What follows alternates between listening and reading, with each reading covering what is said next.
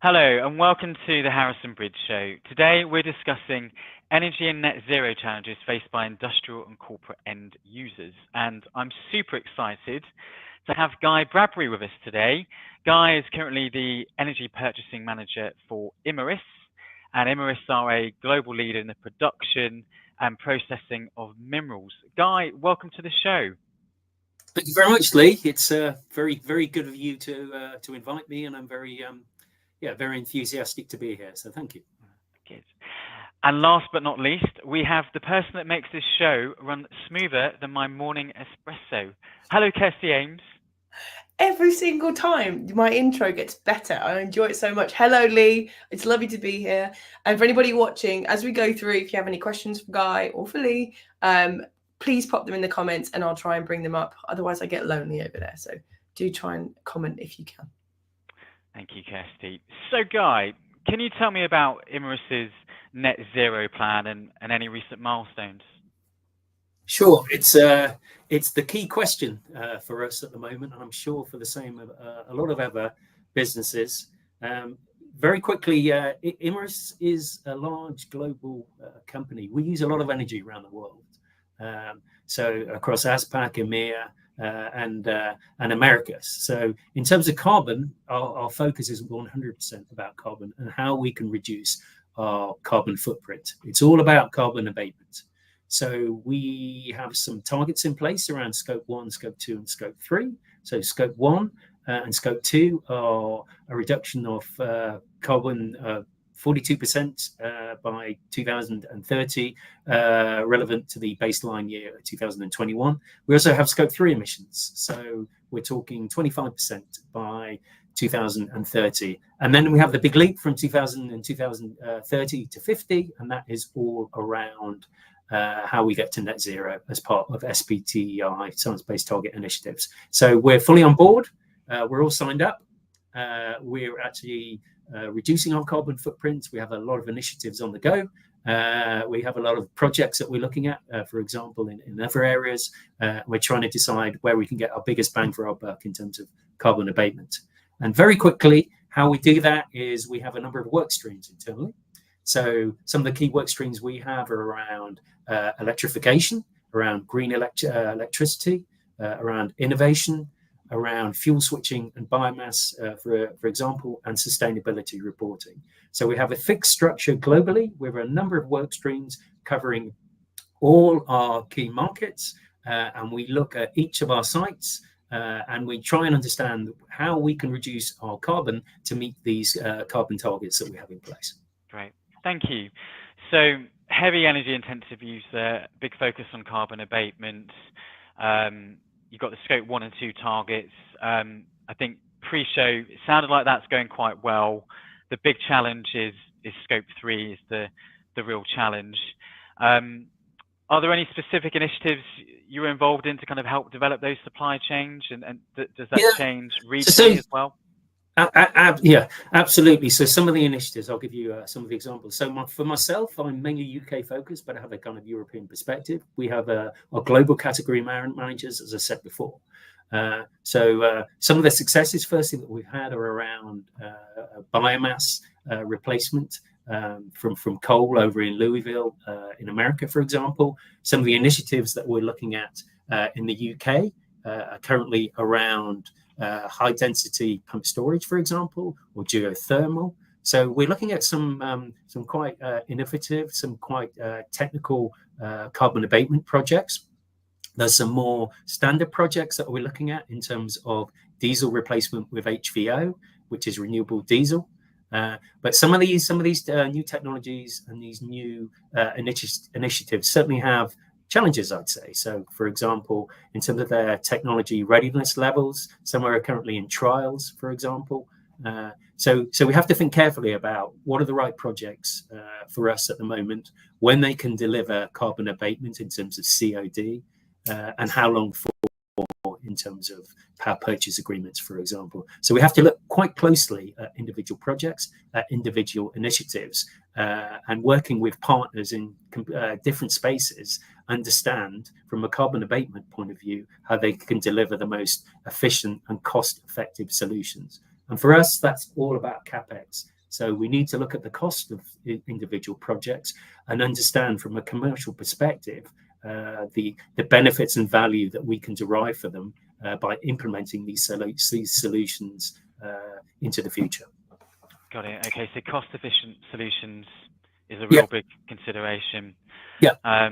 Surprised actually we do geothermal in the UK because we're not Iceland, are we? I'm sorry. I'm surprised that we do geothermal in the UK. That could be an opportunity. Well, yeah, Eden project are certainly something that currently doing geothermal. That's maybe something that could be looked at just in terms of providing a constant baseload source of energy.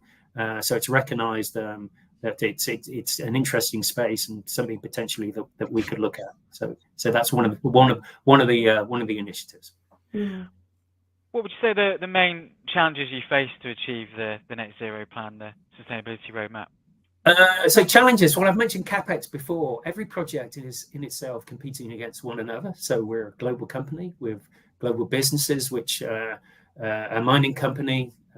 And so we will look at the individual projects, initiatives potentially around the world and understand the carbon abatement through the individual project, the associated CapEx cost, and the business case. So we are a project team that works behind each of those carbon abate projects.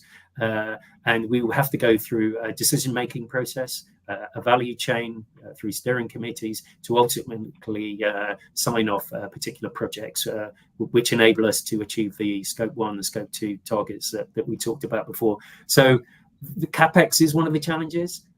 Technological challenges as well, which we discussed before around technology and readiness levels. I think that's key. Electrical infrastructure as well, we need to look at quite carefully where we own our own networks, particularly in the UK and the Southwest in Cornwall. So we have capacity restrictions in terms of the energy we can transport around our network, for example. So we have to consider those elements quite carefully in terms of infrastructure upgrades and costs, for example. And also, I guess, the energy buyer's role, because the energy buyer's role has changed significantly over the years. So historically, it was about negotiating tenders for your gas, your electricity tenders. But now there's a total change of mindset in terms of investment, in terms of the future, carbon reduction, and how we can achieve those targets. So the focus is clearly on renewable energy. It's clearly on energy efficiency and how we can do things better within the framework of CO2 abatement.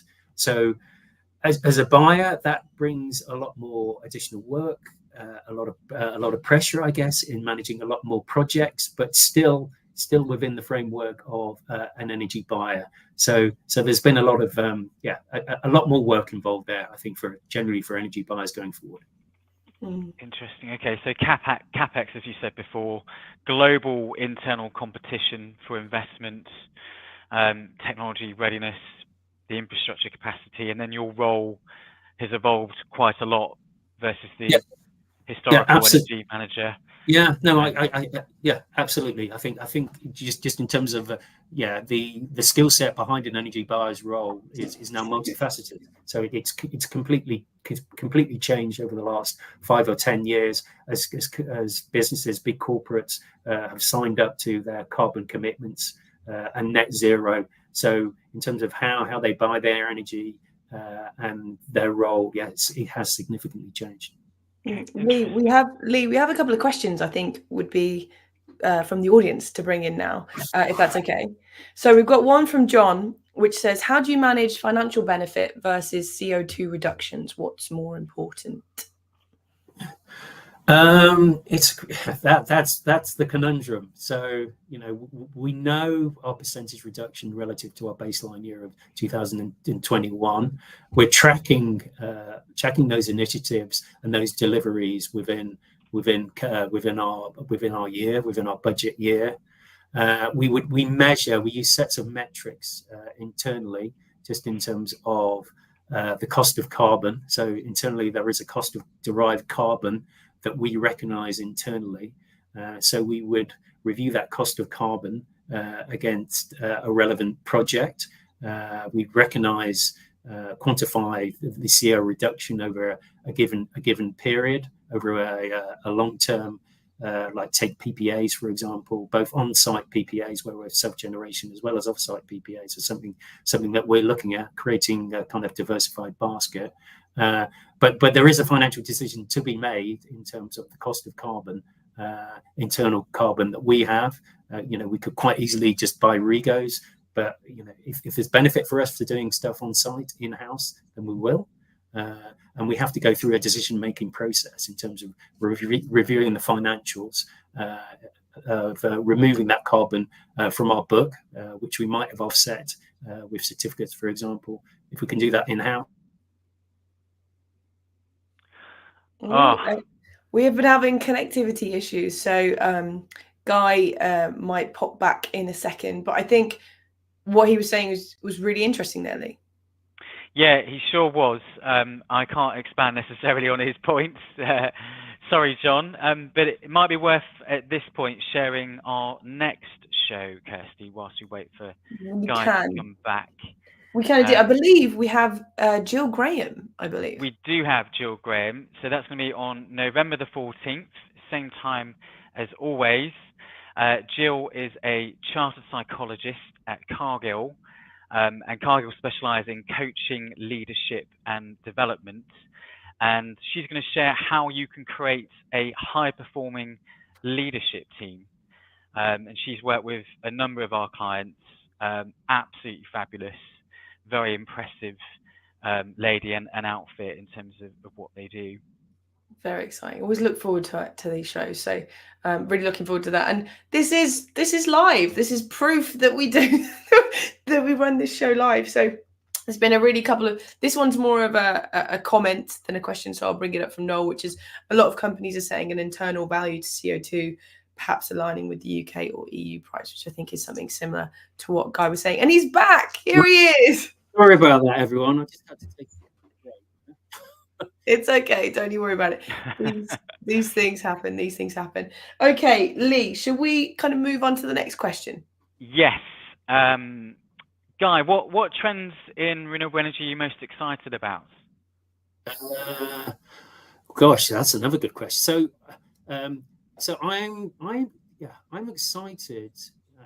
There's a nuclear trend I see in the marketplace. There's an undercurrent in terms of investment around small nuclear reactors as well.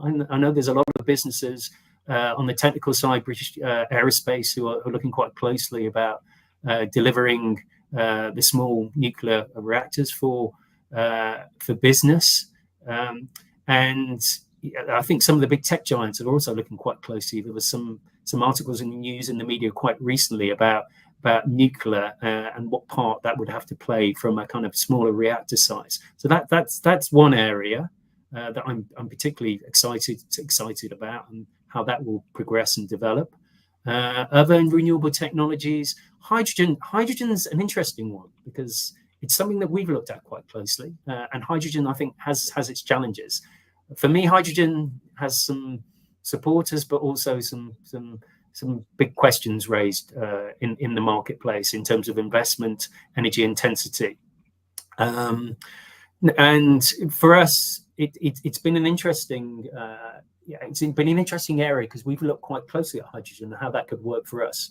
But again, as I've mentioned previously, we have to look at capex costs. We have to look at how we use that hydrogen, because we use currently our natural gas, which hydrogen would replace in such a certain way within our kilns, within our furnaces, that we have to consider the impact of how hydrogen would affect our process in terms of the product we produce, but also in terms of embrittlement, in terms of pipe work, the cost of pressure reduction stations, how that hydrogen would be transported from the electrolyzer through pipeworks, for example, or by road, by haulier. So there's a number of key questions regarding hydrogen. And we're currently looking at them. We'll also, it is a solution because we need to replace our natural gas, and we use a lot of natural gas in the UK just because of our processes. Yeah.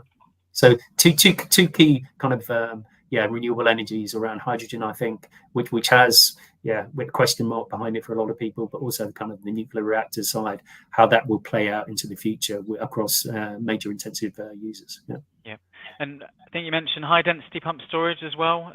Yeah. Well, obviously we have pump storage. High density pump storage is another technology that's being looked at. There are some trial sites across the UK with third parties at the moment. They've received some government funding, I understand. So that's potentially another area in terms of pump storage, which is effectively a big battery. Could that work for us? Could we power that pump storage through excess energy, renewable energy from our wind farms, wind turbines at our sites, from solar farms? Could we make it a renewable value chain? So high density pump storage is another interesting area. I feel just in that potentially might work for us. So that's potentially somewhere that we're looking at as well. And things that you're considering when you're looking at these new technologies, obviously the cost, the feasibility, how they get funded, and then are you looking at pilot projects and collaborating with partners? Yeah, well, there's funding available from the IETF, the Government Transformation Fund, and that's something that we looked at quite closely to support some of our projects from moving from wet to dry mining, because it's much less energy intensive. So we do look quite closely at some of the funds that are available in the marketplace. We work with third parties to support us to access those funds as well. So as we said before, it's again, typically it's the capex cost. So we need to understand how we can make these things happen. Yeah. Good. So a lot of our client base, Guy, provide energy solutions to I&C end users like Imerys. What would be your top 3 practical tips to engage with someone like you in your position? I think it's all about tailoring your solutions and your proposals. I think it's quite easy. We get approached by a lot of products and ideas, but I think from a partnership point of view, it's important to understand who we are, how we use our energy. I think that's really important. Yes, we use a lot of energy in terms of electricity, gas, less water, but other commodities as well. But it's important to understand how we use that energy as part of our process. And if you can understand that, then you can build solutions just in terms of how you can help us with some of your solutions, renewable solutions. I think that's key. So firstly, tailor your solutions, understand who we are, and actually there's an element of being a trusted partner. That's key. But we also we have constant dialogue with people who we don't do business with, just because we're interested in what you're working on. We're interested in some solutions you're providing in the marketplace. So don't be deterred. If you're not working with us, then there's always a dialogue to happen. I guess the balance is finding the time to have that dialogue with some of these partners with solutions that are new to the marketplace. So always think about a continuous dialogue in terms of how you're talking to big businesses like ourselves. We are a big business, and unfortunately things do move quite slowly. I think that's an important point to pick up. So particular projects can take a long time from looking at the life cycle. So that's another important fact to be aware of. And we're also a global company. I think that's also important to understand. So we don't just work in the UK, we work across the globe. A lot of those projects, ideas, solutions are replicable across the globe. But you may just be a UK solutions provider, but that doesn't exclude you from working with us. We work with some local providers and suppliers who have no footprint across the globe, but we work with them because they're good service, they're commercials, and the relationship as well. So I wouldn't say to developers, don't exclude yourself because you think you're a kind of just a UK supplier and not a global supplier. We do look upon things holistically and globally, but at the same time we look upon things locally. And if there's value locally, then we will work with you because there's value to be had. Yeah. Good. Excellent. So it's about tailoring your solution and coming up with solutions that solve the problems that you have, and you're looking for trusted advisors and that partnership. So do your homework on, Yeah, you know, absolutely. carbon abatement. You're not looking for energy procurement advice anymore, and offer that ideally in a holistic global solution, because you're a big global player. So I guess you stand a better chance if you can offer a global solution, but it doesn't preclude those that are perhaps just UK focused. Yes, I think that's true. So the way we're structured, we have energy category managers who operate in different markets, as I said before. So, you know, we will share ideas just in terms of solutions, what work they're doing, can that be replicated in our market, for example. So there's a sharing of information, which is really important as well.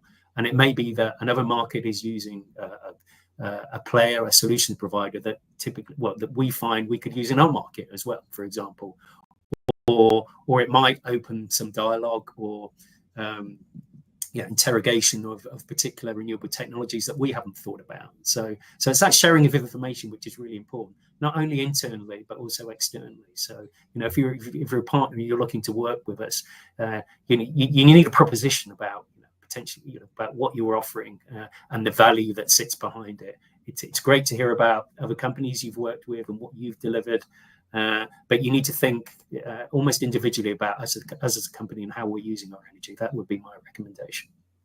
Good. Okay. Do you think, is there anything that our viewers could do to differentiate themselves with a large global organisation like Imerys?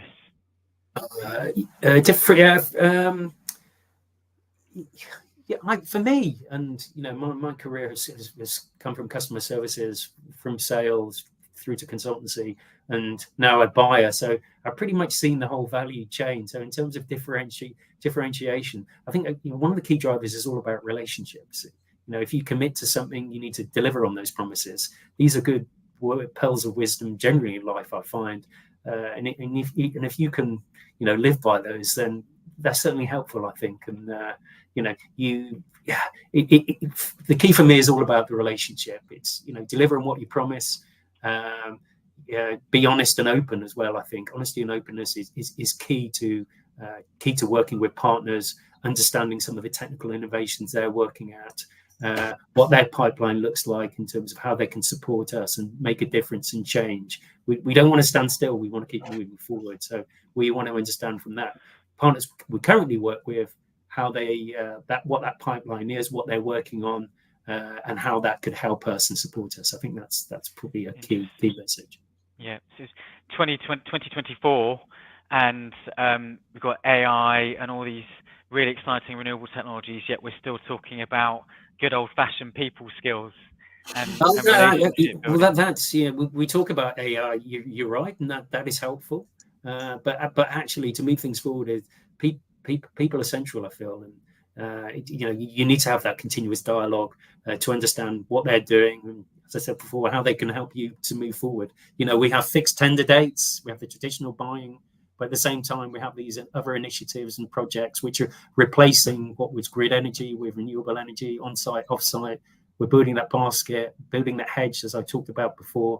We're trying to manage our risk in terms of the cost of energy in the marketplace going forward, and over a long duration as well. That has risks as well. So we're looking at quite a few initiatives across a broad spectrum for renewables. Thank you. What should energy solution providers not do that perhaps annoys you? What should they not? What should they not do? It's another good. It's a good question. I guess it boils down to that one size doesn't fit all again. So it's framing your value proposition to us in terms of how that can benefit us, and it's that understanding again, I think, of who we are, what we do, and how we use our energy. And that can be quite technical, but you do need a baseline understandanding of that. So don't try and sell us something, or it needs to be relevant to what we do. But I mentioned the word carbon. Carbon is key. One of the key points. Everything is focused on carbon at the moment for the big businesses, their targets, how they can achieve them, and when they drop in that timeline towards their scope 1, 2, and 3 emissions. Yeah. So things, as I say, things don't move quickly. So there's that cognizance around.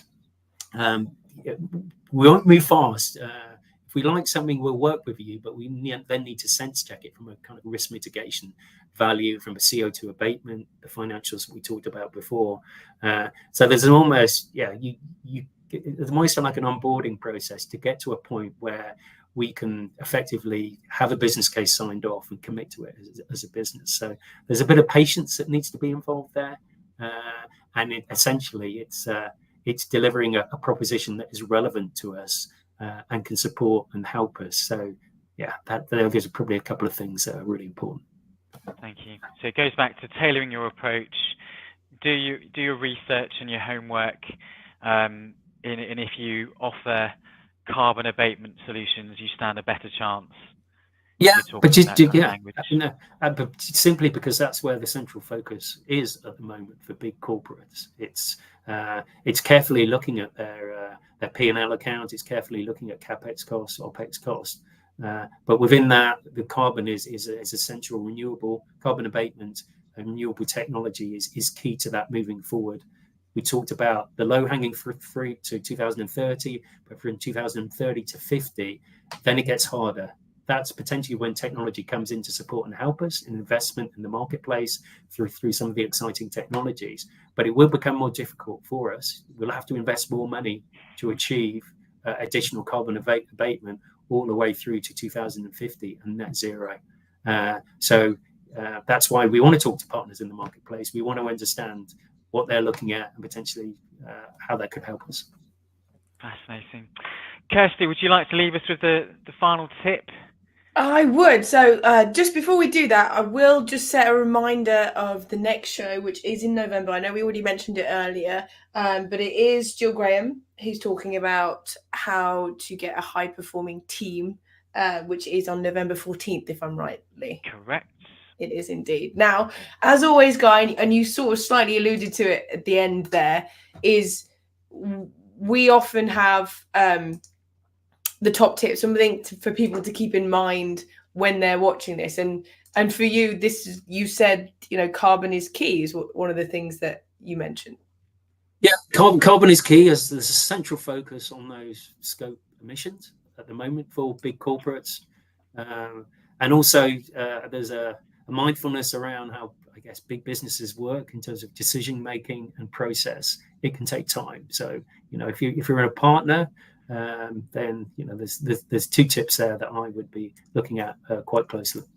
Okay, so we have just a couple of questions that I want to get in real quick. So one, Noel Ferguson said, great to see that you have an SBTI near-term target. Scope 3 is likely to dwarf the Scope 1 and 2. How are you engaging your supply chain on Scope 3? So we work with a third party, one of the more well-known third parties in the industry regarding Scope 3 emissions. You're right, Scope 3 will dwarf, but it's a more difficult nut to crack. I think we all believe Scope 3 in terms of managing your supply chain and their carbon emissions, which feed through to your carbon emissions. So we work with major third parties in the marketplace in terms of reporting, auditing, governance, workplace, slave labor, all those key attributes around what makes a good corporate governance. So we work very closely on Scope 3, but we do recognise the challenge behind it, and how we get to 2050 behind that as well.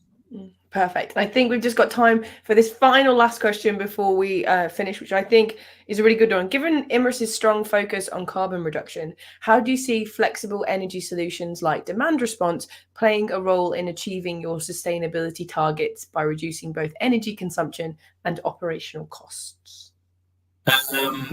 How do we see it? It will play, and it's currently playing a really important role in terms of flexible energy solutions, both on site, whether that's ancillary services with the capacity market and frequency response. Those two areas that we do currently look at. Obviously, we actually have CHPs on site as well, but they're being phased out because of the carbon impact. 3 CHPs down to 1 CHP. So we have some demand side flexibility, but obviously with the triads disappearing, that's something that we had to be mindful as well with regulation. Traditionally, historically, we had diesel engines as well, which were replaced. So there's a constant evolution of self-generation on site, but all centered on carbon reduction and renewables. So it will play a huge part. Batteries as well coming to play, and potentially them being part of the solution as well, tying into our demand. But yeah, it's an interesting space, the demand flexibility side of things. Perfect. Thank you so much. And thank you for all the great questions that we've had today. So thank you very much. Lee, do you want to close us down? I can. Look, very enjoyable and informative show. Guy, thank you for sharing your personal insights and the ambition of Imerys. Kirsty, thank you for your fabulous emceeing as always. And thank you to our viewers.